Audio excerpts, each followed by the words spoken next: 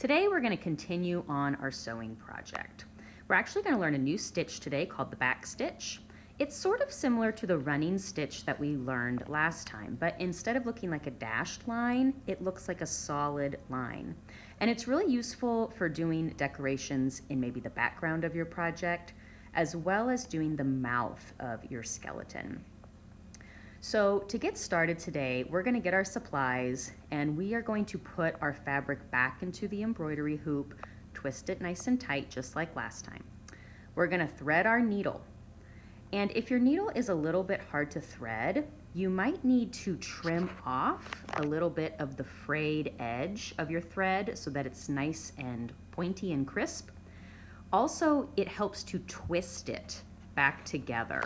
If the threads are coming untwisted, it's really hard to get them through the needle. So twist them nice and pointy and tight. Poke that through your needle. And then you should have a long end of thread and a short end of thread, okay? Your knot is gonna go in the long end. So at the end of that long piece, we put our knot. That's the piece we're gonna sew with. We do not put a knot on the needle.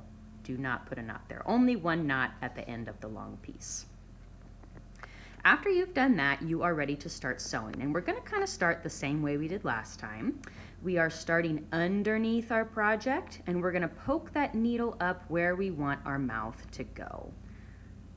So I think that looks pretty good right there. Pull it all the way through so that the knot catches on the back. All our knots are back there. It looks a little crazy, but that's okay. The front looks good and that's all that matters. And then I'm gonna take my needle and make a teeny tiny little stitch by poking the thread or the needle back down through the fabric, pulling it all the way through until I have my first little tiny stitch. So this is really similar to last time so far. Now that I'm on the back, I'm gonna poke my needle back up again, just making a teeny tiny little space in between my stitches, pulling it through. And now this is where it actually gets a little bit different. Instead of going in front of my stitch like I usually do for running stitch, I'm gonna go backwards. So I'm putting my needle down right next to my first stitch that I did. And I'm going to be filling in that little white area, the little blank area, so that my two stitches are close together. So as you can see, instead of a dashed line, it's creating a solid line. Now I'm gonna poke my needle up again, just a little tiny space between my two stitches. And once again, instead of going forward with my stitch this time, I'm going back again to fill in that white space and connect my stitches. So I'm just gonna keep on doing this until my line is as long as I want it. Going backwards to fill in all those little white gaps. And remember, the tinier that you make your stitches, the better your project is gonna look. It takes a little longer, but it looks a lot better and is a lot stronger too.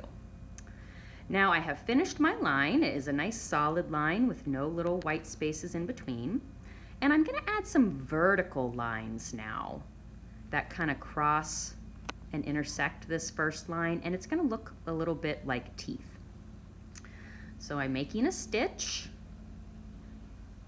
and then coming up to do another back stitch. So I'm gonna poke that back through and I created a really, really short little vertical line. Looks a little messy on the back, but that's okay.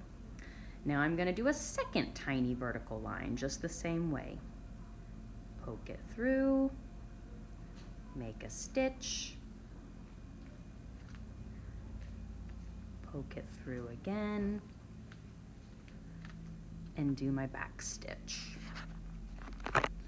And I'm just gonna keep on going, making all of these little stitches until my mouth looks the way I want. Now my mouth is complete. All of my stitches are a little crazy on the back, but that's okay. I'm going to tie a knot so that my thread can't come out of my fabric. So wiggle that twisty part down to the fabric, put your finger on it and pull.